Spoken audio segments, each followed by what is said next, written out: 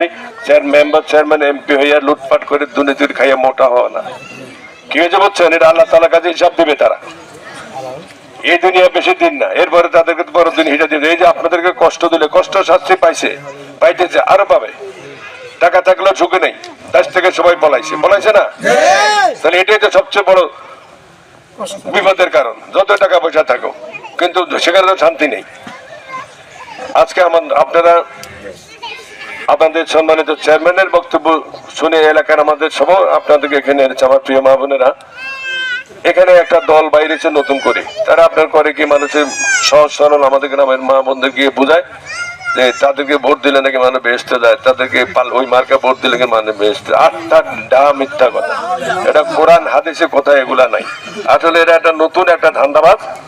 এরা 1971 সালে দেশের রাষ্ট্রের বিরোধী কর্মকাণ্ডে জড়িত ছিল। সারা বাংলাদেশের লোক তখন ঐক্যবদ্ধ। শহীদ রাষ্ট্রপতি জিয়া রহমান স্বাধীনতা ঘোষণা দিয়ে দেশের সকল দলমত নির্বিশেষে সেই স্বাধীনতা যুদ্ধে অংশগ্রহণ করে 9 মাস রক্তক্ষয়ী যুদ্ধের মধ্যে 30 লক্ষ শহীদের বিনিময়ে 2 লক্ষ মা বোনের ইজ্জতের বিনিময়ে দেশ স্বাধীন হয়েছে। তৎকালীন সময় তারা এরা বিরোধিতা করে কিন্তু ঘরে বসে নাই। আমাদের মা বোনদেরকে পাকিস্তানি হানাদার বাহিনীর হাতে তুলে দিয়েছে। তারা তাদের উপর নির্যাতন করেছে, অত্যাচার করে তাদের সম্ভ্রম হানি করেছে। এই অপশক্তি কখনো দেশের জন্য কোনো কাজ করে নাই। এখন তারা একবার বলে পূজার রোজা সমান, আবার বলে যে তাদের এখানে ভোট দিলে নাকি মানুষ বেচতে চলে যায়, এবং সুখ টান দিয়া যদি তার পাল্লাতে ভোট দেয় তাহলে বেচতে চলে যায়। মানে আমাদের এই দেশের শীতকালে কিছু লোকের মাথা ওলায় না, কথা বেশি করে হাটে বাজারে মানে দেখি অনেকে বলে যে বিষয় শীতকাল হলে একটু বেশি কথা বলে উৎপাত করে আবার ঠিক হয়ে যায় নিজে নিজে। এদের অবস্থা এখন এই অবস্থা হয়েছে। এরা ঠিক হবে, তবে এদেরকে যারা দেশে এই রাষ্ট্রে বিশ্বাস করেন, এই দেশে বিশ্বাস করেন, যারা পাকিস্তানকে সমর্থন করেছে, তাদেরকে কিভাবে আমরা মেনে নিতে পারি?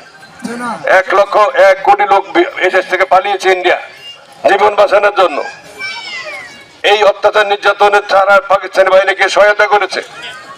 বাংলাদেশের হাজার হাজার কিলোমিটার রাস্তা আশেপাশে সমস্ত বাড়িঘর জ্বালিয়ে দিয়েছে তৎকালীন সময়। আমাদের পুরানো লোক যারা আছে তারা জানে মানুষ কোথায় যাবে, কোথায় কি করবে, কোনো হদিস নাই।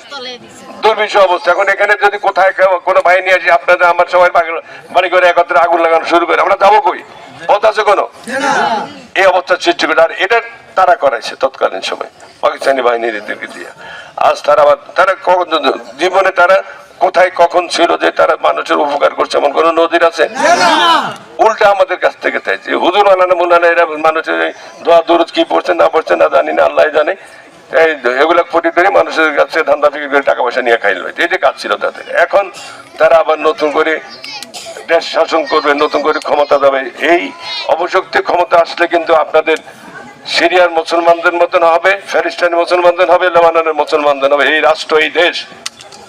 তাই তারেক রহমানের যে 31 দফা, আমাদের নেতা প্রান্তীয় নেতা, উনি যে 31 দফা দিয়েছেন, 31 দফার মধ্যে অন্যতম একটি দফা হচ্ছে আমাদের মায়েদের জন্য, বোনেদের জন্য, যারা সংসারের বড় কর্তা, সংসার চালান যে মা বোনেরা, তাদের জন্য আমরা এই ধরনের, এটা নমুনা, এই ধরনের একটা ফ্যামিলি কার্ড দেব।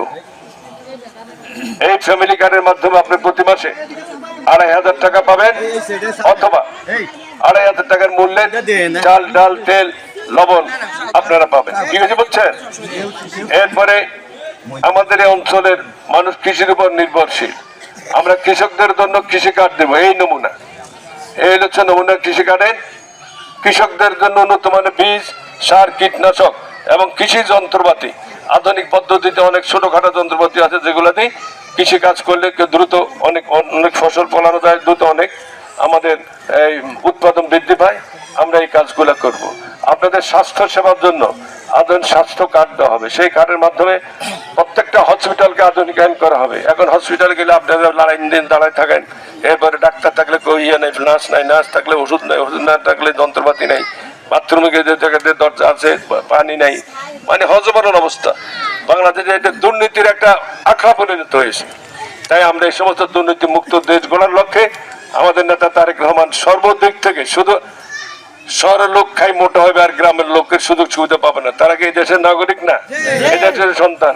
এই যে আবাসন, এটা তারা সংস্কার করে নাই। আবাসন বিএনপি করে বা যে দলে করুক, এই দেশের নাগরিক, এই দেশের ভোটার, আমাদের মা বোনদের এই অঞ্চলে তারা বসবাস করে বড় হয়েছে, তাদের সন্তান সন্ততি পুত্র পুরুষ এখানে তারা জানে, কিন্তু তারা মানবেতর জীবন যাপন করে। তাদের একটা পানির কল নাই, একটা বাচ্চা কাচ্চা এখানে কোরআন শিখবে সেই ব্যবস্থা নাই, রাস্তা হাঁটি পাকার এখান থেকে এখানে হাঁটি উঠবে, একটা কবরস্থান নাই। আমরা এই সমস্ত জিনিস ব্যবস্থা করে দেবো। আমরা দেশের জন্য কাজ করি, জনগণের জন্য করি, আপনাদের জন্য কাজ করি। ইনশাল্লাহ আগামী 12 তারিখে 12ই ফেব্রুয়ারি ওনাদের কেন্দ্র কোনটা?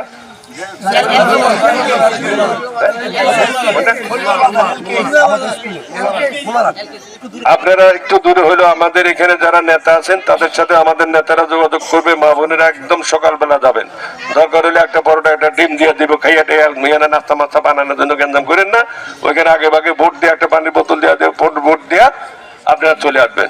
আর পুরুষ ভাইদেরকে অনুরোধ করছি, আমাদের নেতা গতকালকেও বলেছেন, এর আগেও বলেছেন, ফেনী মিটিং আমি গিয়েছিলাম, সেখানে বলেছেন প্রত্যেকটা কেন্দ্রে আমাদের পুরুষ ভোটাররা সকাল ফজর নামাজের আগে দেয় নিজেরাই জামাত করবেন, ওইখানে আগে দেওয়া। কারণ এরা হলো গুপ্ত সংগঠন, এরা কখন কি করে আল্লাহ জানে। এরা যে আসলে এতদিন হেঁটেই তো আমরা জানতাম না, কোথা থেকে বাইরে সেগুলো এখন এই